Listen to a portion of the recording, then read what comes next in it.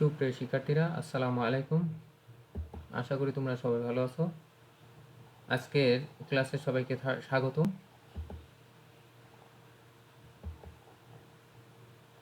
প্রথমে শিক্ষক পরিচিতি। আমি মোহাম্মদ রবিউল ইসলাম, প্রভাষক হিসাব বিজ্ঞান, মজিজুরিনা ফাউন্ডেশন স্কুল অ্যান্ড কলেজ, নড়িয়া, শরীয়তপুর।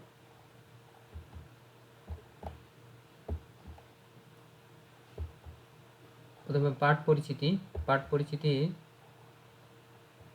আজকে একাদশ ও দ্বাদশ শ্রেণীর হিসাব বিজ্ঞান প্রথম পত্র, অধ্যায় নবম, আর্থিক বিবরণীর এমসিকিউ, ক্লাস 6। আজকে ষষ্ঠ ক্লাস এমসিকিউর উপর। প্রথমে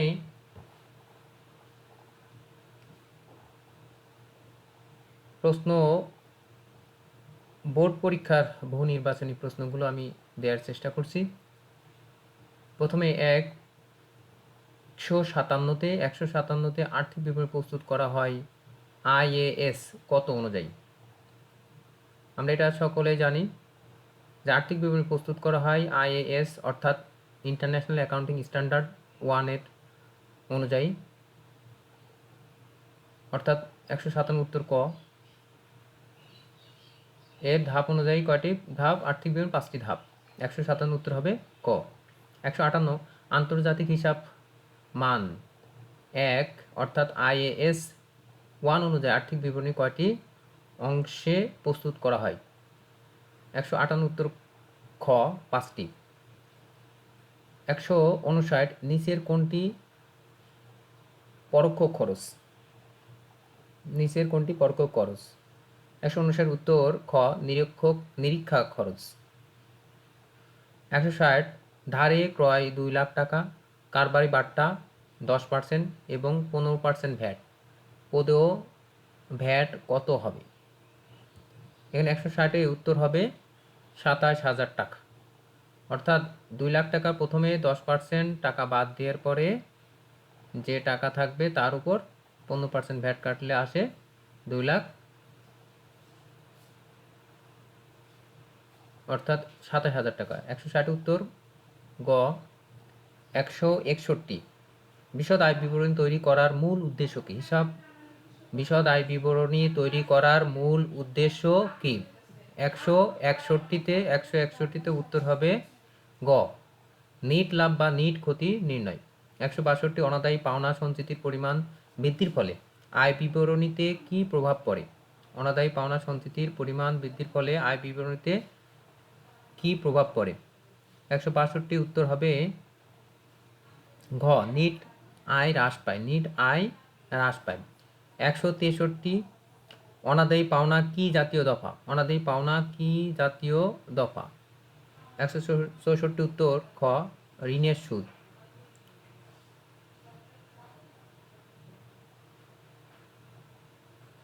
তারপরে তো 163 উত্তর ক, পরিচালন ব্যয়। অনাদায়ী পাওনা কি জাতীয় দফা? পরিচালন ব্যয়, উত্তর ক। 164 উত্তর হবে খ, ঋণের সুদ। কোনটি? অপরিচালন ব্যয়। ঋণের সুদ হচ্ছে অপরিচালন ব্যয়। 165 সমন্বিত ক্রয় সম্পর্কে নিচের কোনটি সঠিক? আমরা জানি সমন্বিত ক্রয়ের সূত্র প্রারম্ভিক মজুত পণ্য যোগ ক্রয় মাইনাস সমাপনী মজুত পণ্য। তো 165 উত্তর আছে খতে। 166 নিচের কোনটি আর্থিক বিবরণীর উপাদান নয়? কোনটি আর্থিক বিবরণী উপাদান নয়? 166 উত্তর ক, সংরক্ষিত আয় বিবরণী।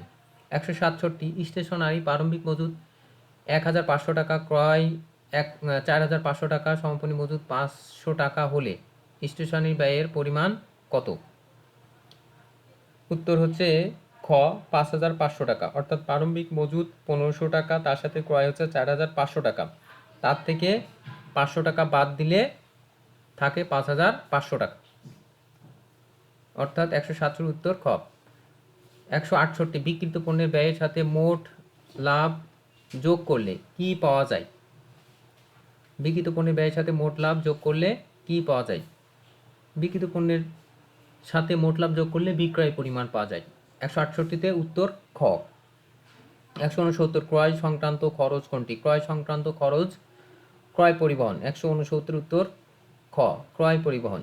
170 যন্ত্রপাতি ক্রয়কে পণ্য ক্রয় হিসাবে দেখানো হলে আয় বিবরণীতে কি প্রভাব পড়বে? যন্ত্রপাতি ক্রয়কে পণ্য ক্রয় হিসেবে দেখানো হলে আয় বিবরণীতে কি প্রভাব পড়বে? উত্তর ক, মোট মুনাফা কমবে। 170। উত্তর ক। 171, বিক্রিত পণ্যের ব্যয় নির্ণয়ের কোনটি অন্তর্ভুক্ত হয়? আমদানি শুল্ক। 171 উত্তর হবে খ, আমদানি শুল্ক। 172, কোনো প্রতিষ্ঠানের আর্থিক ফলাফল নির্ণয়ের জন্য কি প্রস্তুত করা হয়? 172 উত্তর খ, আয় বিবরণী প্রস্তুত করা হয়। প্রতিষ্ঠানের আর্থিক ফলাফল নির্ণয়ের জন্য আয় বিবরণী প্রস্তুত করা হয়। 173, মালিক কোনটি দাবি করতে পারে না? মালিক কোনটি দাবি করতে পারে না? মালিক হচ্ছে মোট লাভ দাবি করতে পারে না। 173 উত্তর খ। 174, নিচের কোনটি প্রত্যক্ষ খরচ? 174 উত্তর খ, মজুরি হচ্ছে প্রত্যক্ষ খরচ। 175, নিচের কোনটি প্রত্যক্ষ খরচ? 175 উত্তর হচ্ছে ক, শুল্ক খরচ। 176, বিজ্ঞাপন খরচ একটি কি জাতীয় খরচ? বাজারজাতকরণ খরচ। উত্তর ক। 176 উত্তর হচ্ছে ক, বাজারজাতকরণ খরচ।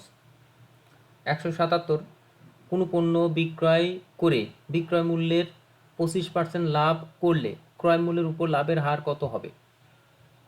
আমি এটি ক্লাসে সূত্র সাহায্যে তোমাদেরকে দেখাইছি কিভাবে হবে। যদি এখানে বিক্রয় মূল্যের উপর 25%, অর্থাৎ বিক্রয়ের টাকা সবসময় সাধারণত কি হয়? বেশি হয়, আর ক্রয় মূল্যের টাকা সাধারণত কম হয়।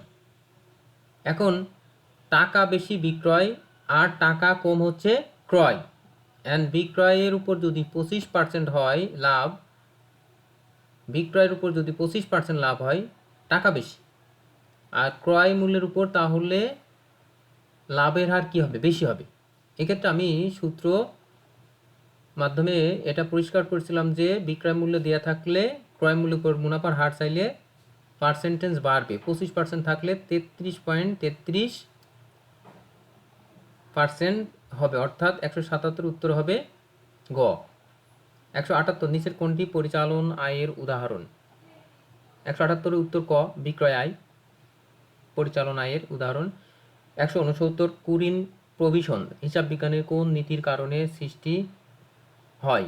রক্ষণশীলতা নীতি। 179 উত্তর হবে ক, রক্ষণশীলতা নীতি। 180, নিচের কোন বিবরণীর মাধ্যমে মোট মুনাফা জানা যায়? বিশদ আয় বিবরণীর মাধ্যমে মোট মুনাফার পরিমাণ জানা যায়। 180 উত্তর ক। 181, অপরিচালন ব্যয় কোনটি? ঋণের সুদ হচ্ছে অপরিচালন ব্যয়। 181 উত্তর ঘ, ঋণের সুদ। 182, আয় বিবরণীর উপাদান কোনটি? আয় বিবরণীর উপাদান হচ্ছে ডক চার্জ। উত্তর গ। 182 উত্তর গ। 183, নিট বিক্রয় মাইনাস মোট লাভ সমান সমান কি? বিক্রিত পণ্যের ব্যয়। বিক্রিত পণ্যের ব্যয় সমান সমান কি? নিট বিক্রয় মাইনাস মোট লাভ বাদ দিলে বিক্রিত পণ্যের ব্যয় পাওয়া যায়। আমরা জানি বিক্রয় থেকে বিক্রিত পণ্যের ব্যয় বাদ দিলে কি পাওয়া যায়? মোট লাভ পাওয়া যায়। এখন নিট বিক্রয় থেকে মোট লাভ বাদ দিলে বিক্রিত পণ্যের ব্যয় পাওয়া যায়। 183 উত্তর ঘ। 184, পরিচালন মুনাফা নির্ণয় করা যায় নিচের কোনটি দ্বারা? পরিচালন মুনাফা নির্ণয় করা যায় কোনটি দ্বারা? মোট মুনাফা যোগ পরিচালন আয় মাইনাস পরিচালন ব্যয়, অর্থাৎ উত্তর খ। 184 উত্তর খ। 185, ম্যানেজার মুনাফার 4% কমিশন পান, পরবর্তী মুনাফা 4000 টাকা হলে কমিশন কত? অর্থাৎ এটা উত্তর হবে 166.67 টাকা, অর্থাৎ 166 টাকা 67 পয়সা। এটার নিয়ম হচ্ছে যে মুনাফা থাকবে 4000 টাকার, সেটা 4 দিয়ে গুণ আর ভাগ দিতে হবে 104 দ্বারা। পরবর্তী থাকলে এটা করতে হবে, আর পূর্বে থাকলে সরাসরি 4% কাটলেই এই টাকা বের হবে, অর্থাৎ 185 উত্তর হবে ঘ। তারপরে 186, যদি প্রারম্ভিক মজুদ পণ্য 35,000 টাকা, ক্রয় 85,000 টাকা, বিক্রয় 1,50,000 টাকা, মোট লাভের হার 30% হয়, তবে সমাপনী মজুত পণ্যের মূল্য কত হবে? 15,000 টাকা। অর্থাৎ প্রারম্ভিক মজুত সাথে ক্রয় যোগ করলে এটা হবে বিক্রিত পণ্যের ব্যয়। আর এখানে মোট লাভের হার উল্লেখ করা আছে। আমরা জানি বিক্রয় থেকে বিক্রিত পণ্যের ব্যয় বাদ দিলে মোট লাভ পাওয়া যায়। এখানে লাভের পরিমাণটা দেওয়া আছে, সেক্ষেত্রে বাদ দিলে কি সমাপনী মজুত পণ্যের মূল্য দাঁড়াবে 15,000 টাকা। প্রারম্ভিক মজুত পণ্য 186 উত্তর ক। 187 উত্তর হবে ক। 187তে প্রারম্ভিক মজুত পণ্য যোগ নিট ক্রয় যোগ ক্রয় সংক্রান্ত খরচ বাদ সমাপনী মজুত পণ্য সমান সমান বিক্রিত পণ্যের ব্যয়। 187 উত্তর ক। 188 নিট লাভ দ্বারা কি বৃদ্ধি পায়? নিট লাভ দ্বারা স্বত্বাধিকার অর্থাৎ মালিকানা সত্ত্ব বৃদ্ধি পায়। 188 উত্তর গ। 189 অনুপার্জিত সেবা আয়ের পরিমাণ 50,000 টাকা। উহার 2/5 অংশ উপার্জিত হলে হিসাবকাল শেষে চলতি দায়ের পরিমাণ কত হবে? 30,000 টাকা। অর্থাৎ 50,000কে 5 দিয়ে ভাগ 2 দিয়ে গুণ করলে 30,000 টাকা হয়। অর্থাৎ 189 উত্তর খ। 190 অনুপার্জিত রাজস্ব হিসাব কি? অনুপার্জিত সেবায় আমরা জানি দায়, অর্থাৎ আয় যদি অগ্রিম হয় তাহলে দায় হয়। 190 উত্তর খ। 191 উদ্ধৃত্তপত্র মিলে যায় কেন? 191 উত্তর ঘ। দুতরফা দাখিলা পদ্ধতির কারণে উদ্ধৃত্তপত্র মিলে যায়। 192 নিচের কোনটি হতে প্রতিষ্ঠানের আর্থিক অবস্থা জানা যায়? 192 উত্তর গ। আর্থিক অবস্থার বিবরণী মাধ্যমে আর্থিক অবস্থা জানা যায়। 192 উত্তর গ। 193 কোনটি উদ্ধৃত্তপত্রে প্রদর্শিত হয় না? গোপন সঞ্চিতি। গোপন সঞ্চিতি উদ্ধৃত্তপত্রে প্রদর্শিত হয় না। 193 উত্তর গ। 194 অনিঃশেষিত ব্যয় কি? সম্পদ হচ্ছে অনিঃশেষিত ব্যয়। 194 উত্তর ক। 195 সুনাম কোন ধরনের সম্পদ? সুনাম অস্পর্শনীয় সম্পদ। 195 সুনাম কোন ধরনের সম্পদ? উত্তর হবে গ। অস্পর্শনীয় সম্পদ। 196 প্রাপ্ত ভ্যাট ও প্রদত্ত ভ্যাটের ক্ষেত্রে প্রাপ্ত ভ্যাটের পরিমাণ বেশি হলে পার্থক্য কোথায় দেখতে হবে? উদ্ধৃতপত্রের দায় দিকে দেখতে হবে। অর্থাৎ 196 উত্তর হবে গ। 197 সম্ভাব্য দায় উদ্ধৃতপত্রের কোন দিকে বসে? আমরা জানি সম্ভাব্য দায় সম্ভাব্য সম্পদ উদ্ধৃতপত্রে কোথাও বসে না, এটা নিচে পাদটিকা দিতে হয়। অর্থাৎ 197 উত্তর হবে ঘ। 198 প্রাপ্য হিসাব ব্যবসায়ের কোন ধরনের সম্পত্তি? প্রাপ্য হিসাব ব্যবসায়ের কোন ধরনের সম্পদ? চলতি সম্পদ। 198 উত্তর খ। 199 স্পর্শনীয় সম্পদ কোনটি? স্পর্শনীয় মানে ছোঁয়া যায়, ধরা যায়, অর্থাৎ উত্তর হবে গ। কলকবজা। 200 নম্বর নিচের কোন শিরোনামে দেনাদার অন্তর্ভুক্ত থাকে? চলতি সম্পদে দেনাদার অন্তর্ভুক্ত থাকে। 200 উত্তর ক। 201 নিচের কোনটি দীর্ঘমেয়াদী দায়? 201 উত্তর ঘ। 10% ঋণপত্র। 202 আর্থিক অবস্থার বিবরণী সম্পত্তি দায়ের স্থিতি প্রকাশ করে কোন সময়ে? নির্দিষ্ট তারিখে। নির্দিষ্ট তারিখে। 202 উত্তর ক। নির্দিষ্ট তারিখে। 203 নিট ক্ষতি দ্বারা কি হ্রাস পায়? নিট ক্ষতি দ্বারা মালিকানা সত্ত্ব হ্রাস পায়। 203 উত্তর হবে ঘ। 204 নিচের কোনটি কাল্পনিক সম্পদ? 204 উত্তর খ।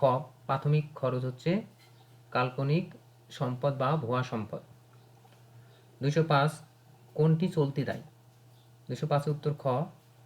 ব্যাংক জমা অতিরিক্ত। 206 খুব সহজে নগদ রূপান্তরযোগ্য সম্পদকে কি বলে? তরল সম্পদ। 206 উত্তর খ। 207 নিচের কোনটি অলিক সম্পদ? 207 উত্তর ক। শেয়ার বাট্টা। 208 আর্থিক অবস্থার বিবরণীতে প্রাপ্য হিসাব কোন মূল্যে দেখানো হয়? উত্তর খ। নিট আদায়যোগ্য মূল্য। 208 উত্তর খ। 209 বিলম্বিত বিজ্ঞাপন ব্যয় ব্যবসায়ের কি সম্পদ? বিলম্বিত ব্যয় ব্যবসায়ের সম্পদ। উত্তর গ। 209 উত্তর গ। 210 অগ্রিম প্রাপ্ত আয় কি? অগ্রিম প্রাপ্ত আয় চলতি দায়। 210 উত্তর খ, অগ্রিম প্রাপ্ত আয় কি? চলতি দায়। 211 মূলধনের পরিমাণ 1,20,000 টাকা, সাধারণ সঞ্চিতি 30,000 টাকা, ঋণ 20,000 টাকা, বিবিধ পাওনাদার 45,000 টাকা হলে বহির্দায়ের পরিমাণ কত? 65,000। বহির্দায় হচ্ছে তাহলে পাওনাদার আর ঋণ, 45 আর 20 হচ্ছে 65,000। উত্তর ঘ। 211তে উত্তর ঘ। বিক্রিত পণ্যের ব্যয় 1,00,000 টাকা এবং বিক্রয়ের উপর মোট লাভের হার 20% হলে বিক্রয় পরিমাণ কত? অর্থাৎ এখানে বিক্রয় পরিমাণ হবে 1,25,000 টাকা। বিক্রয়ের উপর মোট লাভের হার 20%, অর্থাৎ বিক্রিত পণ্যের ব্যয় একটা ব্যয়। তাহলে এখানে পার্সেন্টেজ আমরা বের করে নেব। প্রথম হচ্ছে বিক্রিত পণ্যের ব্যয়ের উপর, বিক্রয়ের উপর যদি 20% হয় তাহলে বিক্রয় উপর হবে 25%। তো 1,00,000 টাকার উপর 25% করলে হয় 25,000 টাকা। তো বিক্রয় পরিমাণ হবে 25,000 আর বিক্রিত পণ্যের ব্যয় 1,00,000, যোগ করলে হয় 1,25,000 টাকা। 212 উত্তর ঘ। 213 র্যামিনে বিমার প্রিমিয়াম দেওয়া আছে 2,400 টাকা এবং সমন্বয়ে উহা বলা ছিল যে প্রত্যক্ষ বছর 31শে মার্চ তারিখে বাৎসরিক ভিত্তিতে প্রদান করা হয়। আয় বিবরণীতে কি পরিমাণ বিমার প্রিমিয়াম দেখাতে হবে? 1,800 টাকা। অর্থাৎ 31শে মার্চ পর্যন্ত যেটা 1,800 টাকা, অর্থাৎ 3 মাসের যেটা বেশি দেখানো হয়েছে এটা বিয়োগ করতে হবে। 213তে উত্তর হবে খ। তো আশা করি তোমরা সবাই ক্লাসটি বুঝতে পেরেছো। তো এখান থেকে অবশ্যই প্রশ্ন পরীক্ষায় আসবে তোমাদের প্রাক নির্বাচনী পরীক্ষায়, এজন্য তোমরা ভালোভাবে ক্লাসটি করবে। তো সবাইকে ধন্যবাদ। আসসালামু আলাইকুম।